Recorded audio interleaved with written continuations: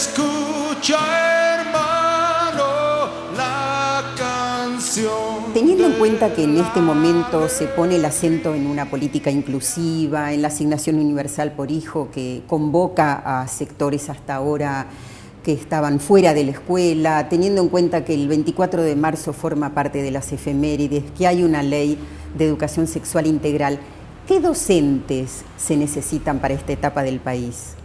Se necesitan docentes muy comprometidos con la escuela pública, con la garantía del derecho social a la educación, con esta idea de una educación para todos y todas a lo largo de toda la vida, y esto implica un compromiso muy fuerte, ¿no? Un compromiso muy fuerte alrededor también de qué tipo de educación vamos construyendo en nuestras escuelas.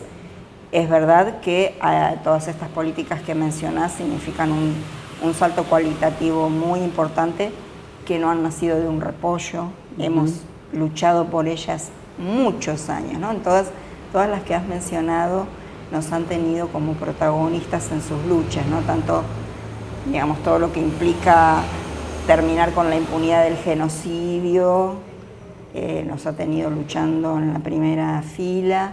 La asignación universal por hijo la peleamos desde la CTA durante muchos años, antes que se haga una política pública. Y bueno, y la derogación de la Ley Federal de Educación y las nuevas leyes de educación también nos han encontrado como protagonistas. Por eso es que nosotros incentivamos que en la formación inicial de los profesorados se produzcan estas transformaciones que se están comenzando a hacer, ¿no? Las nuevas carreras comienzan con la práctica desde primer año, se han alargado las carreras, pero la práctica comienza desde primer año, y además los estudiantes rápidamente hacen prácticas en contextos diversos, contextos sociales en los que luego van a desarrollar su tarea, ¿no? Claro. Y de mayor involucramiento con las organizaciones sociales. Esto para nosotros es un cambio muy interesante. Todavía no podemos ver mucho los resultados porque recién este año va a egresar la primera cohorte en provincia de Buenos Aires, ¿no? De estos docentes formados con los nuevos planes.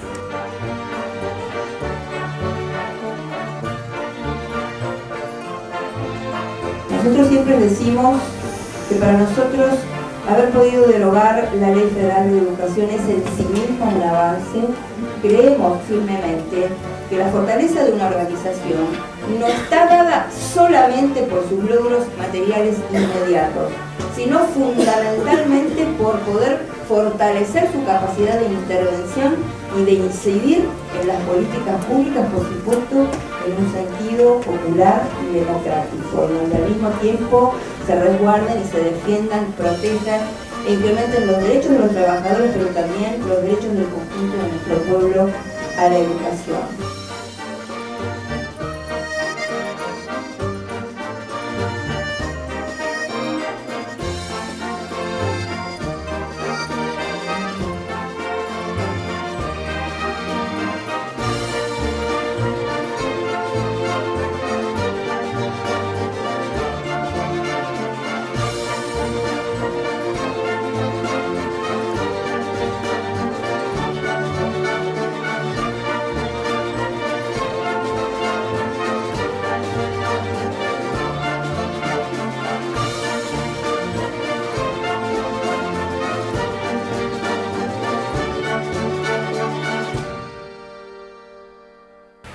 La CETERA tiene una serie de publicaciones. ¿Qué diferencia hay entre lo que publica una editorial que tiene un fondo de literatura pedagógica y lo de ustedes?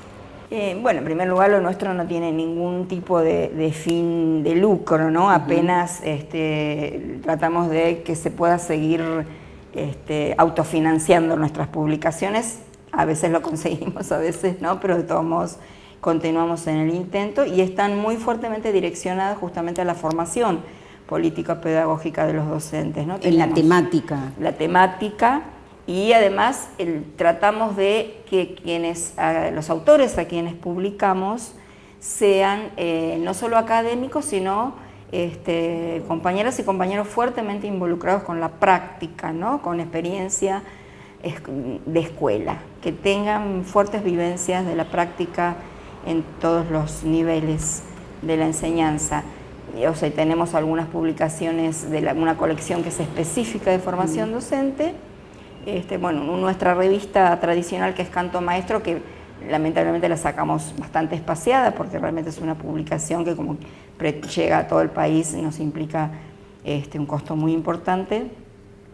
Y bueno, tenemos otras publicaciones que son ocasionales y que desarrollamos también a partir de temáticas como es todo el tema en relación a pueblos originarios, la resignificación y el cambio del contenido en relación al 12 de octubre. Hemos hecho publicaciones en relación al Bicentenario también con un contenido de revisión de los procesos históricos, y hemos publicado un material que está siendo muy requerido, que es sobre un manual de orientación para los docentes para la educación sexual, ¿no? Que realmente han tenido un impacto importante. Bueno, estas publicaciones se relacionan también con la oferta de capacitación. Los docentes se pueden capacitar en Capital en el CEPA, los ministerios de cada una de las provincias ofrecen capacitación, pero también los sindicatos.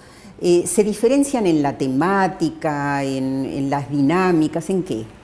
Nosotros tenemos distintos tipos también de capacitación, ¿no? En este momento estamos dándole un impulso muy fuerte al tema de educación sexual, sobre todo en aquellas provincias en que por una enorme resistencia de los gobiernos provinciales, que están altamente influidos por los sectores más reaccionarios de la Iglesia Católica, no se han instrumentado desde las provincias la formación de los docentes, ¿no? Entonces estamos haciendo mucho taller con nuestro equipo de educación sexual integral en provincias del NEA y del NOA en particular. Hemos focalizado, de todos modos vamos a donde nos piden, ¿no? Pero hemos privilegiado provincias en las que sabemos que está habiendo una gran resistencia a la aplicación de la ley de educación sexual. Y está en marcha también ya el postítulo en escuelas rurales. Está en marcha el postítulo de escuelas rurales, y con la Universidad de General Sarmiento hicimos un convenio sobre el tema de políticas de primera infancia que hemos estado desarrollando en el sur, en Río Negro. Y a través de un convenio que tenemos con el Ministerio de Trabajo, lo que estamos haciendo también regionalmente es formación sindical para la negociación colectiva, ¿no? Esto en provincias que tienen paritarias como en provincias que no tienen, porque también lo que fuimos viendo con nuestra experiencia es que apuntalar la formación de los docentes, de los delegados de escuela y de los dirigentes intermedios en relación a la negociación colectiva también ha sido de un fuerte impulso para lograr que en las provincias haya paritarias. Todavía tenemos unas cuantas provincias que no tienen institucionalizada la negociación colectiva, ¿no? Otro campo en el que hemos hecho un desarrollo importante es en la formación de equipos de conducción de las escuelas, ¿no? Que nos parece estratégico. Y ahí también con una visión muy integral en relación a no solamente la conducción pedagógica de la escuela, sino todo el tema institucional y el relacionamiento de la escuela con el contexto social, ¿no? Que creemos que es vital eso. Y en esa capacitación con directivos, ¿cuáles son las ideas que circulan, los prejuicios o preconceptos que a ustedes especialmente les interesa trabajar? A nosotros hay dificultades todavía en el relacionamiento de las escuelas con las comunidades, ¿no? Es decir, hemos avanzado, hay escuelas que son muy abiertas y que incorporan, tratan con distintos mecanismos de incorporar a las familias y a las organizaciones en sus proyectos institucionales y en distintas acciones.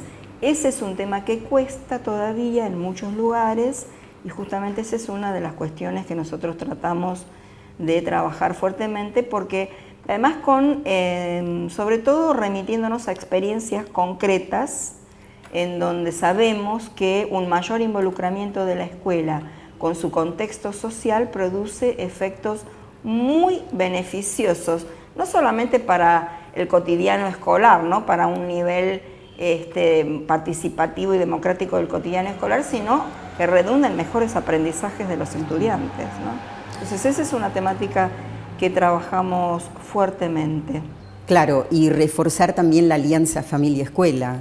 Pensemos que dictadura militar mediante y todo este larguísimo periodo de políticas de desguace del Estado y de terribles consecuencias en relación a la marginalización de amplísimos sectores de nuestra sociedad, que empezaron recién a revertirse hace apenas 8 años, han dejado marcas sociales de ruptura del lazo muy importantes. Y entonces este es un tema en el cual nosotros siempre intentamos trabajar, que por supuesto requieren de políticas públicas, ¿no?, para sostenerlo. Por eso es que no dejamos al descubierto de Zapata, que es continuar reclamando a las autoridades que esas políticas públicas estén presentes, porque de lo contrario no puede quedar sujeto a la voluntad o al voluntarismo, ¿no?, Claro. de nuestros compañeros en las escuelas sostener determinadas cuestiones. Se necesita políticas públicas que las sostengan, ¿no?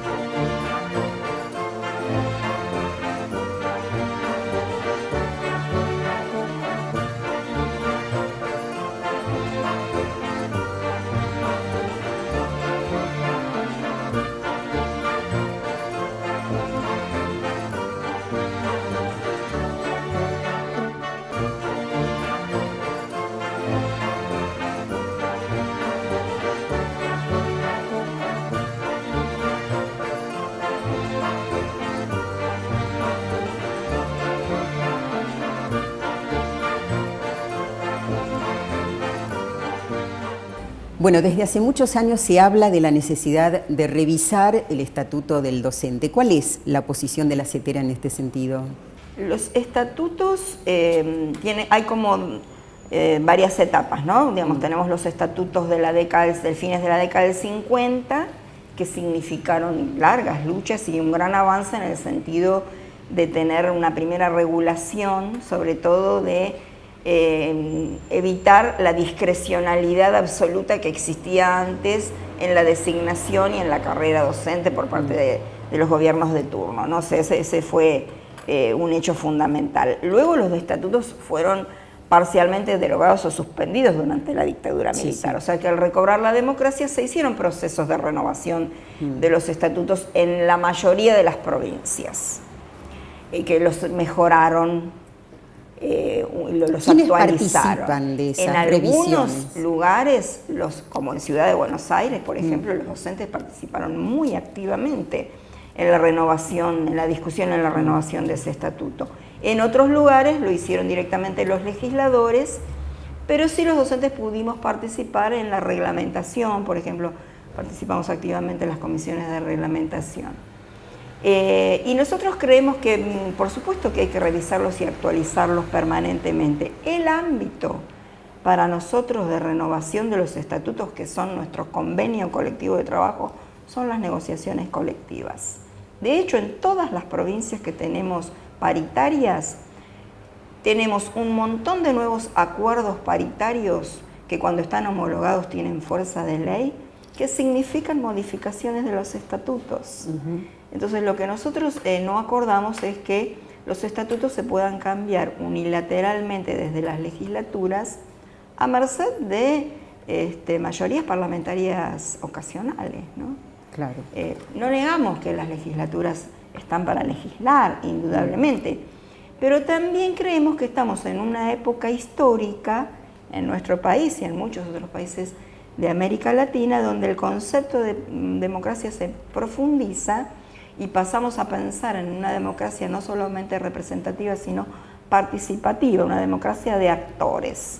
Entonces, así como para sancionar la ley de servicios de comunicación audiovisual. Hubo un intenso trabajo de un conjunto muy amplio de organizaciones que formuló primero los 21 puntos para la comunicación democrática y los salió a militar por todo el país.